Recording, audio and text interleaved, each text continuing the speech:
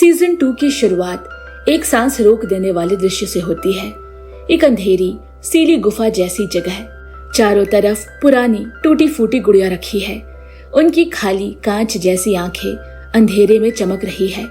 बीच में कुर्सी पर बंधी हुई है वेडनेसडे एडम्स, ठंडी निगाहें पर भीतर ज्वालामुखी से तैयार। उसके सामने खड़ा है एक पागल हत्यारा जिसकी आंखों में सिर्फ मौत की परछाई है। वो कुछ करने ही वाला था, तभी वेडनेसडे की आवाज सुनाई देती है। वो बताती है पूरी छुट्टियों में उसने कुछ और नहीं किया, सिर्फ अपनी भविष्यवाणी करने वाली शक्तियों को और तेज किया। ये ताकतें नई नहीं है, बचपन से ही वो अतीत और भविष्य की झलकियां देख पाती है। लेकिन इस बार उसने अपनी सारी सीमाएं तोड़ दी। अब किसी भी चीज को छूते ही वो उसका पूरा इतिहास देख सकती है। उसकी इस यात्रा में एक मार्गदर्शक है, उसका पूर्वज गॉडी एडम्स।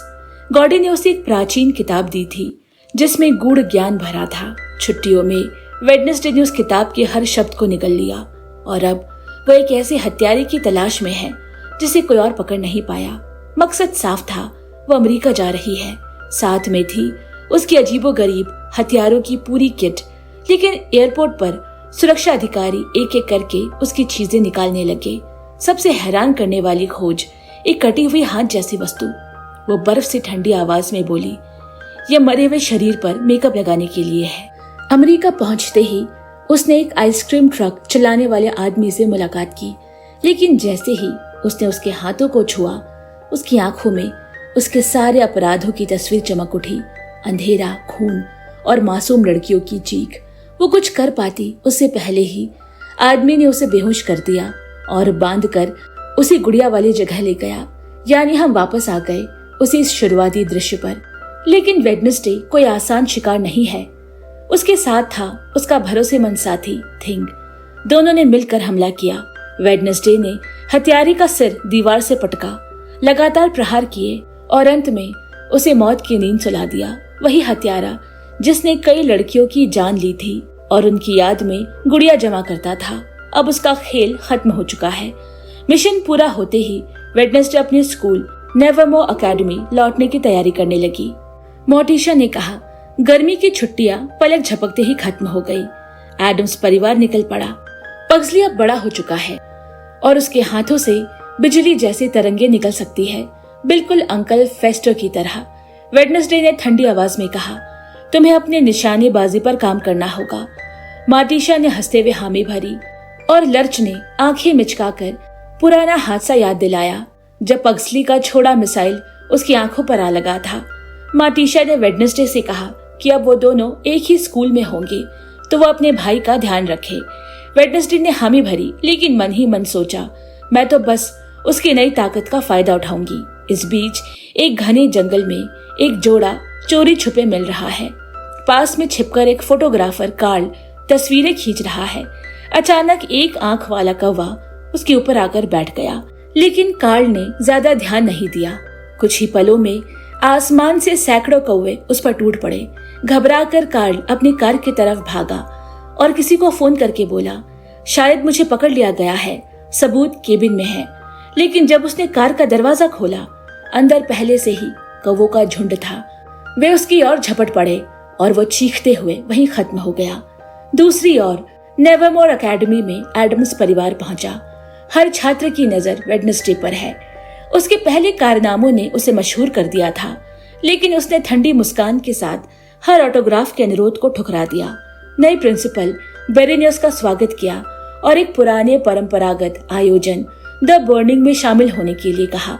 जब वो अपने कमरे में पहुंची, दीवारें, अलमारियां और हर कोना उसकी तस्वीरों से भरा हुआ था।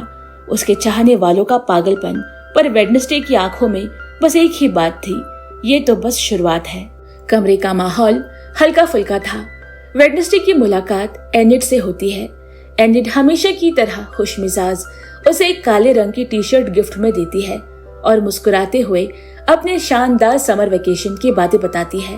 वेडनेसडे भी उसे गिफ्ट देती है, लेकिन उसका तोहफा वैसा नहीं है जैसा आम लोग देते हैं। वो था एक सीरियल किलर की गुड़िया। एनिड हंसते हुए पूछती है, तो इस साल तुम्हारा क्या प्लान है? वेडनेसडे ठंडी आवाज में जवाब देती है, लोगों से दूर रहना और अपनी किताब पूरी करना। एनिड उसकी ओर देखकर सिर हिलाती है। तुम जरा भी नहीं बदली हो। वेडनेसडे बिना पल के झपकाए कहती है, मैं बदलती नहीं, मैं विकसित होती हूँ। और फिर उसे अपनी पूरी हो चुकी किताब दिखाती है। इतने में दरवाजे पर दस्तक हुई। दरवाजा खोलने पर सामने है एजैक्स, एनेट का पुराना बॉयफ्रेंड। एनेट तुरंत छिप जाती है। एजैक्स सिर्फ एक गिफ्ट छोड़कर चला जाता है। एनेट ने धीरे से कहा, अब उसके एजैक्स के लिए पहले जैसे जज्बात नहीं रहे। अचानक एक तीर कमरे की खिड़की से अंदर आता है, सीधे वेडनेसडे के पास से निकलता हुआ और दीवार पर लगी एक तस्वीर में जा धंसता है। तस्वीर में वेडनेसडे और प्रिंसिपल बैरी बातचीत कर रहे हैं। तस्वीर पर लिखा है, I am still watching you, मैं अभी तुम्हें देख रहा हूँ। वेडनेसडे तस्वीर को छूते ही अपनी मानसिक शक्ति का इस्तेमाल करती है, लेकिन अतीत में तस्वीर खींचने वाला व्यक्ति अदृश्य नजर आता है। उसकी आंखों से काले आंसू बहने लगते हैं। यह उस समय होता है जब वो अपनी शक्तियों को ज्यादा गहराई से इस्तेमाल करती है। उधर एडम्स परिवार पग्सली को उसके नए कमरे में सेट करने में मदद कर रहा है। ये कमरा पहले यूजिन का था, जो अब उसका रूममेट बनेगा। यूजिन बताता है कि वो पहले मधुमक्खियों को नियंत्रित करता था, लेकिन अब वो लगभग हर कीड़े मकोड़े को काबू कर सकता है। बाद में वेडनेसडे की मुलाकात फिर अपने माता पिता और प्रिंसिपल बेरी से होती है। पता चलता है कि मार्टिशा और गोमेज 3 दिनों तक स्कूल में ही रहेंगे, क्योंकि मार्टिशा एक फंड रेजिंग इवेंट आयोजित कर रही है। बेरी उन्हें वो घर दिखाता है जहां वो रहेंगे।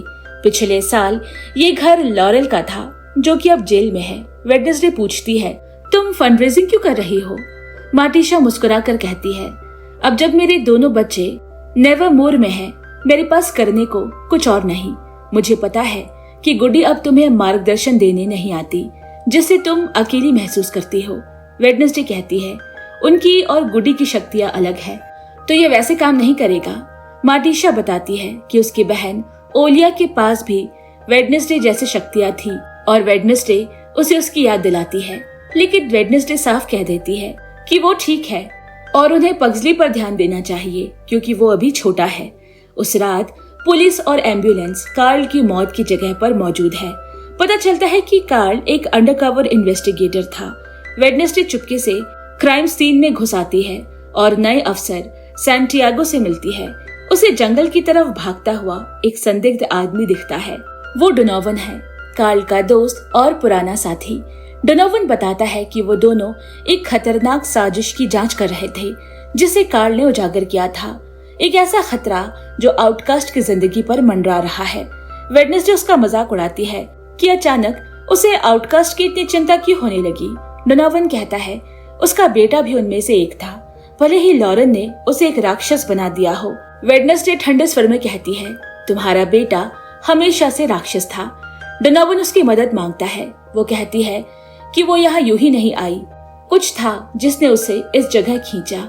फिर वो एक आंख वाले कौवे को फिर से देखती है और कहती है कि वो सोचकर जवाब देगी।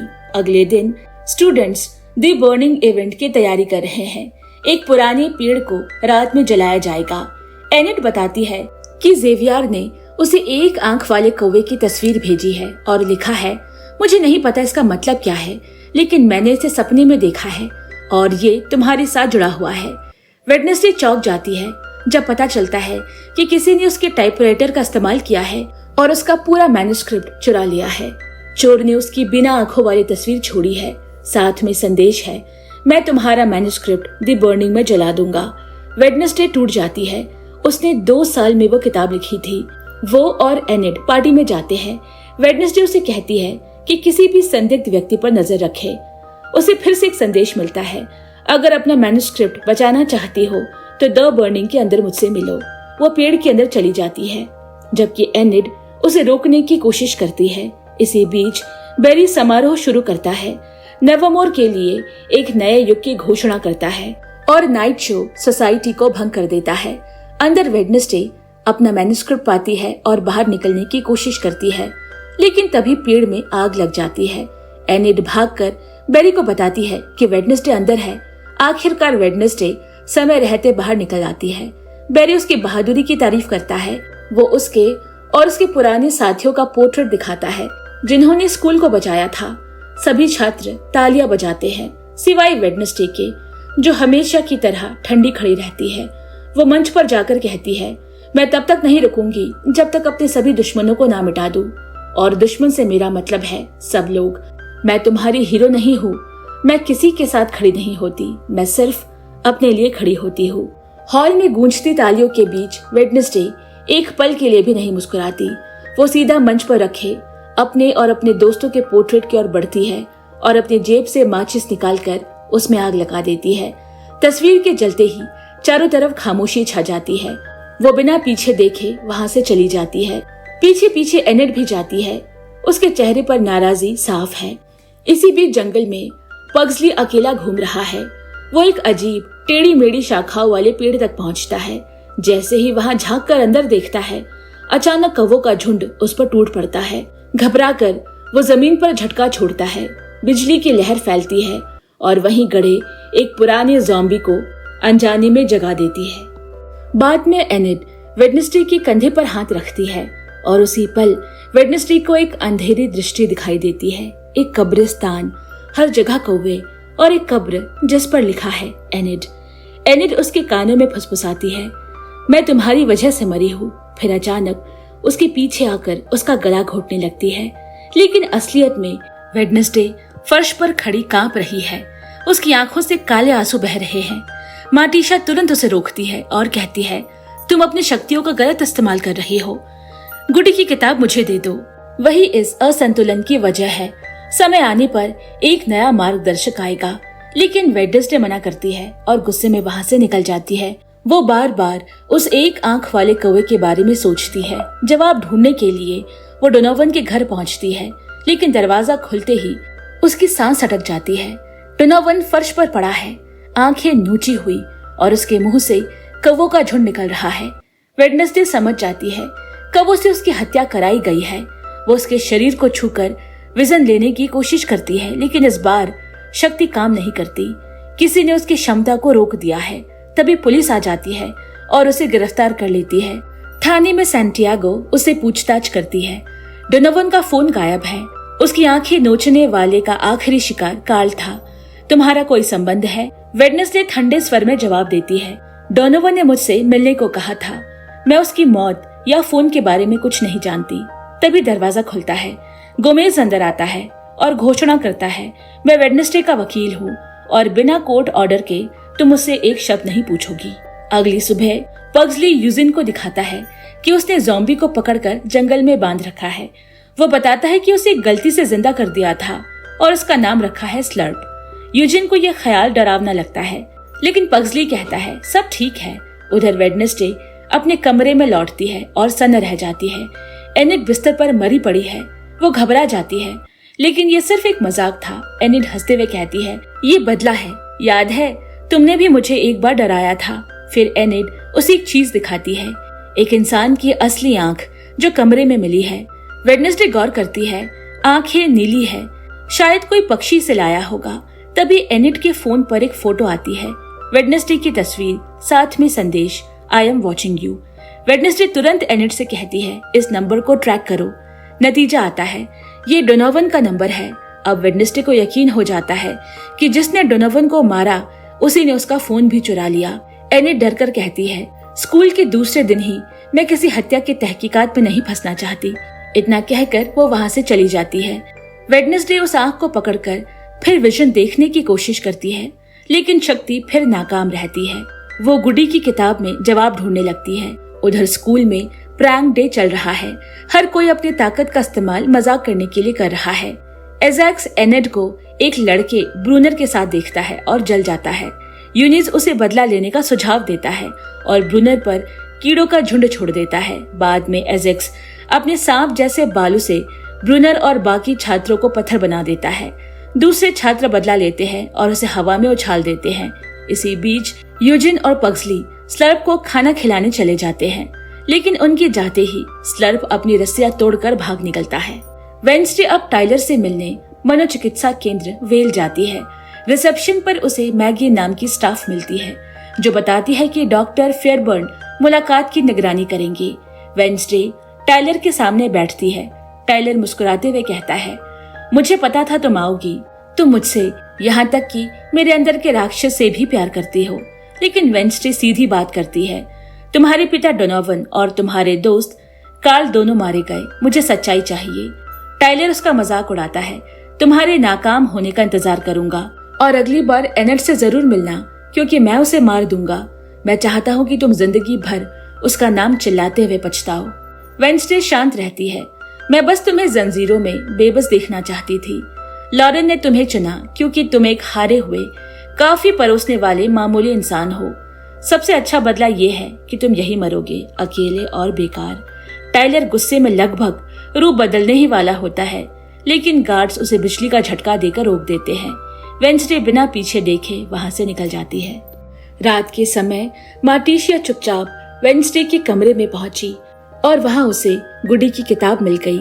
इधर यूजिन ने पग्सली को बताया कि स्लर्प भाग गया है। उसी रात जब वेंसडे अपने कमरे में लौटी तो उसने देखा कि थिंग बंधा हुआ है। थिंग ने हांफते हुए बताया, यहाँ कोई आया था जो एनिड और ब्रूनर दोनों को उठा ले गया। तभी वेंसडे को ब्रूनर का फोन मिला। फोन बजा। दूसरी तरफ एक बदली हुई ठंडी आवाज आई, तुम्हारे पास 30 मिनट है, एनिड को ढूंढ लो वरना वो मर जाएगी। और हाँ, अगर किसी को इसमें शामिल किया तो खेल खत्म। उसी पल दरवाजे के नीचे से एक कार्ड सरकाया गया। वेंसडे ने तुरंत दरवाजा खोला पर बाहर कोई नहीं था। कार्ड पर दिल और संगीत के नोट्स बने थे। इधर एनिड और ब्रूनर स्कूल के एक सुनसान हिस्से में जंजीरों में बंधे हुए हैं। एनिड ने अपने नकली पंजों से जंजीर तोड़ने की कोशिश की पर नाकाम रही। तभी ऊपर से एक चाकू गिरा और उसने देखा उनके सर के ऊपर दर्जनों चाकू हवा में लटके हैं जो किसी भी पल गिर सकते हैं। वेंसडे ने कार्ड के संगीत नोट्स को समझा और पियानो पर वही धुन बजाई। एक गुप्त रास्ता खुल गया। उधर अंधेरे कमरे में एनिड ने ब्रूनर से कहा, ये सब मेरी गलती है। ब्रूनर ने पूछा, तुम वेंसडे जैसी अजीब लड़की की दोस्त क्यों हो? एनिड की आंखों में आंसू आ गए, क्योंकि मैं उसके बिना अपनी जिंदगी सोच भी नहीं सकती। वेंसडे अंधेरी सुरंग में आगे बढ़ी। अचानक एक मुखौटा पहना साया उसके सामने आ गया और फिर गायब हो गया। आगे जाकर उसने एनिड और ब्रूनर को देखा। थिंग ने उन्हें छुड़ाने की कोशिश की पर एक जाल सक्रिय हो गया और ऊपर से चाकू गिरने लगे। वेंसडे की नजर कोने पर रखी एक टाइपराइटर पर पड़ी। उस पर सवाल लिखा था, तुम क्या नहीं देख रही हो? उसने कमरे को गौर से देखा।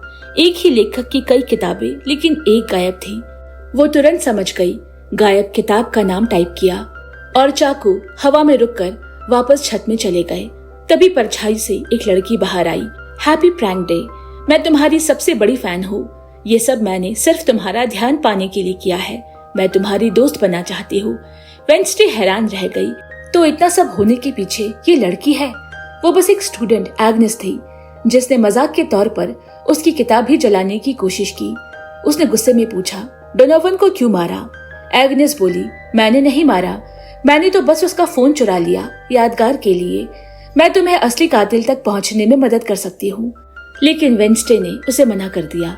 एनिड, जो लगभग मर ही चुकी थी, भड़क उठी और एग्नेस पर झपटी, पर ब्रूनर ने उसे रोक लिया। बाद में वेंसडे ने थिंग से कहा कि ये सब घटनाएं उसे डोनोवन के असली कातिल से भटका रही है। अगर उसकी शक्तियां लौट आए तो शायद वह एनिड को बचा सके। तभी उसने एक आंख वाले कौवे को देखा जो उड़ गया। उधर स्लर्प जंगल में अकेला घूम रहा था। एक कार ने उसे टक्कर मारी। ड्राइवर नीचे उतरा और स्लर्प ने उसे वहीं मार डाला। अगले दिन वेंसडे मार्टिशिया के पास गुडी की किताब लेने पहुंची, पर मार्टिशिया ने रास्ता रोक लिया। फिर वेंसडे ने उसे वो बात बताई जिसमें उसने एनिड को काले कौवों के बीच मरते देखा था, खासकर वो एक आंख वाला कौवा।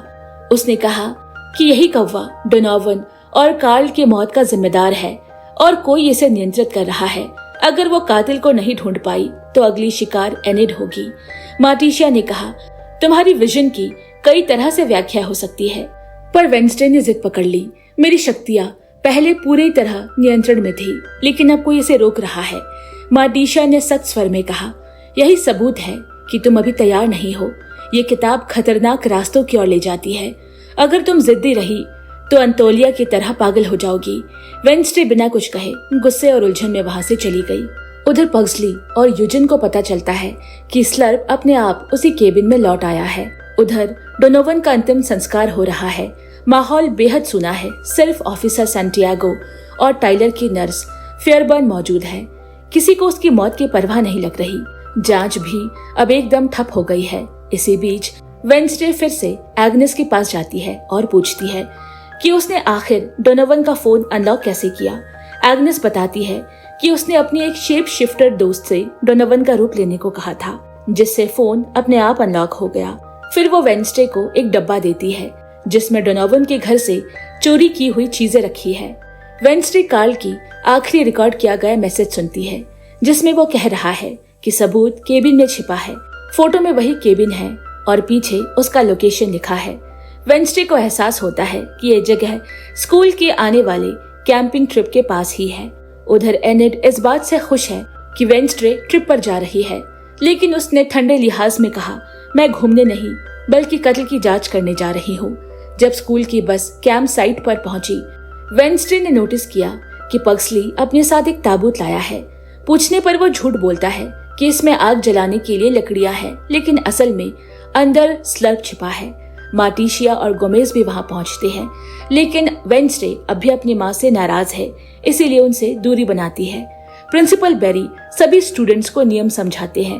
मोबाइल फोन बैन है और यहाँ कोई नॉर्मल इंसान नहीं, इसीलिए सब रिलैक्स रह सकते हैं।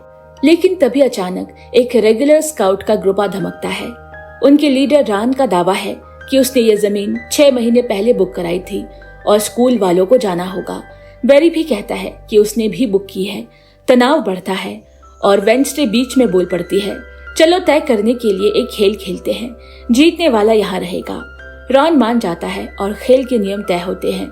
दोनों टीमों को एक एक अंडा दिया जाएगा। टीम के डिफेंडर को अपने अंडे की रक्षा करनी होगी और अटैकर को विरोधी के अंडे तक पहुंचकर उसे टावर पर रखना होगा। आउटकास्ट टीम के लिए अजाक्स डिफेंडर बनेगा, जिसके एक टच से कोई भी पत्थर बन सकता है। बियांका अटैकर बनेगी अपने सायरन पावर से दुश्मनों को कंट्रोल करने के लिए, और वेंसडे भी अटैकर होगी। रॉन अपने स्काउट को बताता है कि उनके पास छिपाए हुए हथियार है जिससे वो पावर्स वाले बच्चों को हरा देंगे। खेल शुरू होता है। Scout defender noise cancelling headphone पहनते हैं, जिससे बियांका का गाना बेअसर हो जाता है। वो एजैक्स की टोपी पर वार करते हैं, जिससे वो गलती से अपने साथी को ही पत्थर बना देता है।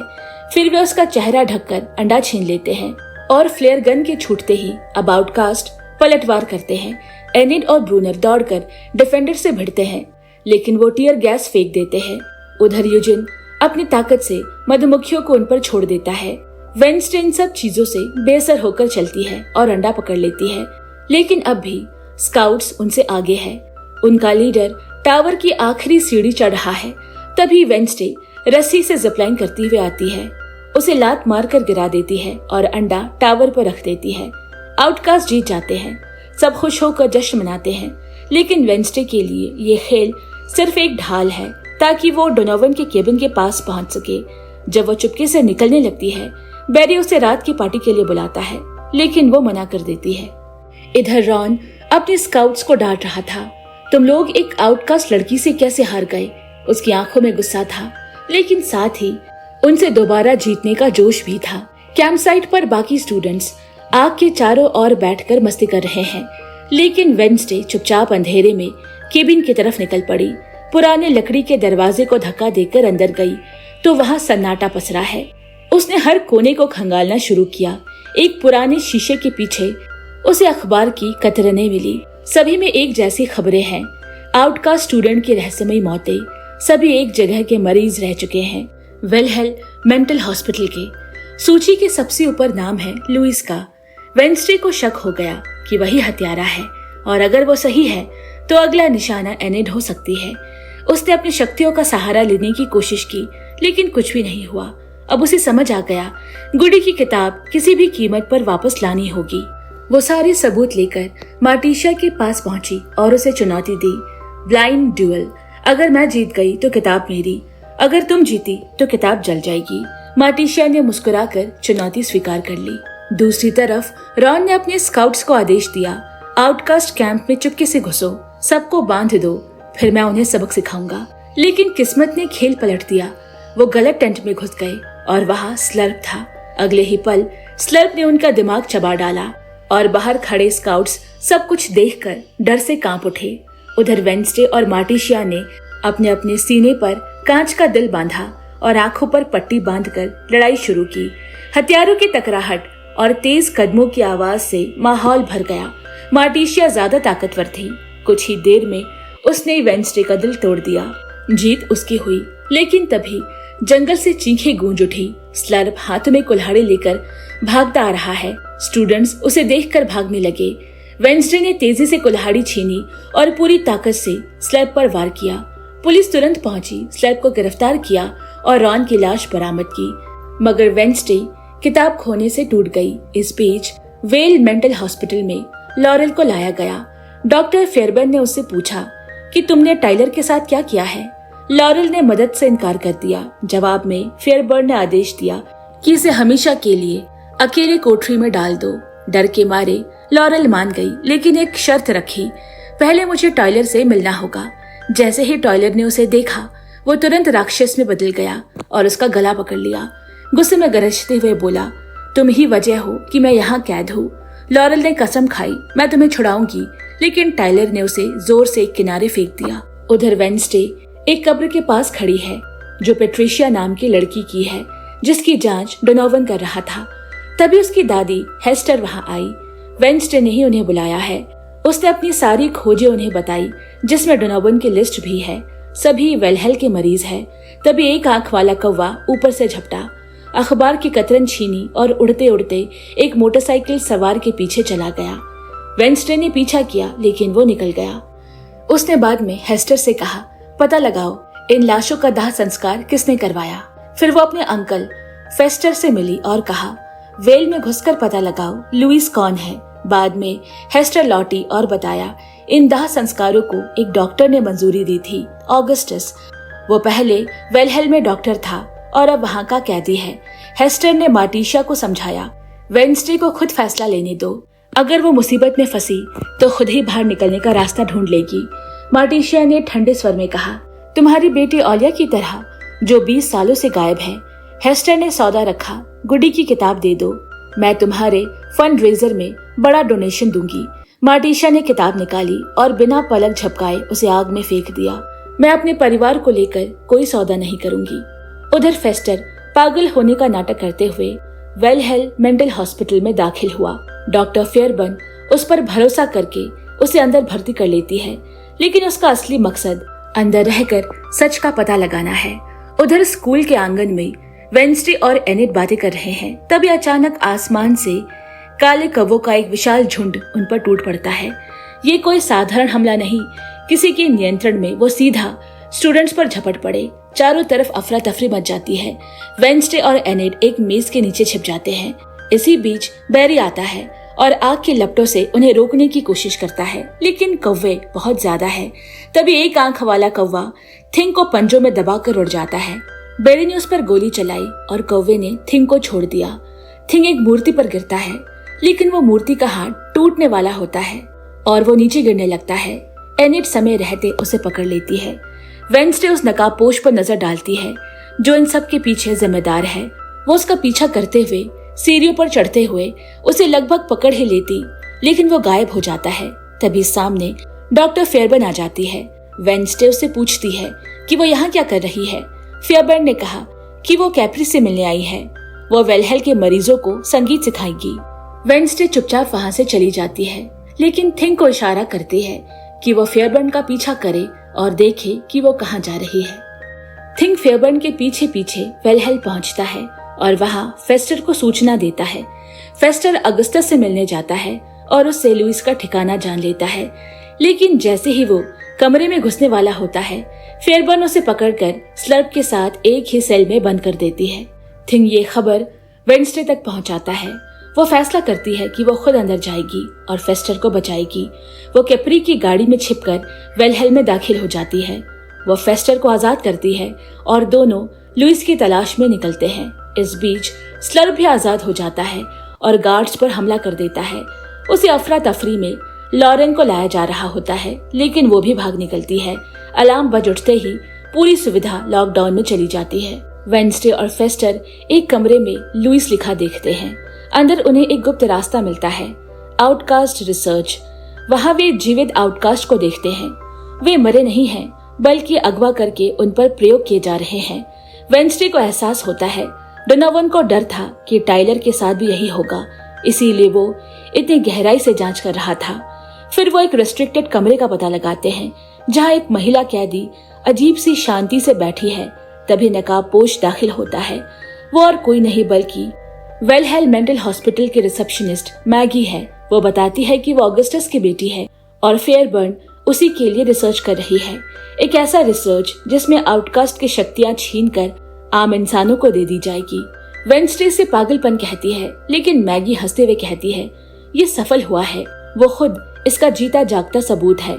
वो पहले साधारण इंसान थी, लेकिन अब कवों को नियंत्रण करने की शक्ति रखती है। फेस्टर अपनी शक्ति से पूरी बिल्डिंग की लाइट गुल कर देता है। सारे मरीज आजाद हो जाते हैं। स्लर्प गार्ड्स को मारता है। लॉरेल टाइलर को आजाद करती है और कहती है कि वो उसे कभी नहीं छोड़ेगी, लेकिन टाइलर कहता है काश मैं भी ऐसा कह पाता। वो बताता है कि वो उसकी वजह से कैद में था और अब वो बदला लेगा। लॉरेल डरकर कहती है असली दुश्मन वेंसडे है और वो यही है। टाइलर जवाब देता है पहले मैं तुझे मारूंगा, फिर उसे वो दानव में बदलता है और उसका शिकार करता है और उसे खत्म कर देता है।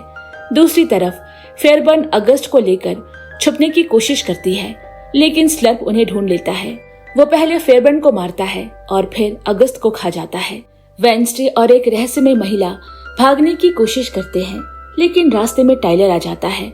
वेंसडे उसे रोकने की कोशिश करती है और महिला को भागने का मौका देती है। टाइलर उसे खिड़की से बाहर फेंक देता है। तभी पुलिस आ पहुंचती है और उस पर गोलियां चलाने लगती है, लेकिन वो भाग निकलता है। थिंग दौड़कर वेंसडे के पास आता है। वो जमीन पर पड़ी है, बेहोश और खून से लथपथ। और ये एपिसोड यही खत्म होता है। सीजन 2 का दूसरा हिस्सा 3 सितंबर को आएगा। तो दोस्तों, अगर आप चाहते हैं कि हम वेंसडे का सेकंड पार्ट लेकर आएं, तो हमें कमेंट में जरूर लिखें। साथ ही अगर आप कोरियन ड्रामा और वेब सीरीज के शौकीन हैं, तो नई वीडियोस की नोटिफिकेशन पाने के लिए चैनल को पक्के से सब्सक्राइब करें। जल्द मिलते हैं एक और सीरीज के साथ। तब तक के लिए bye bye and take care.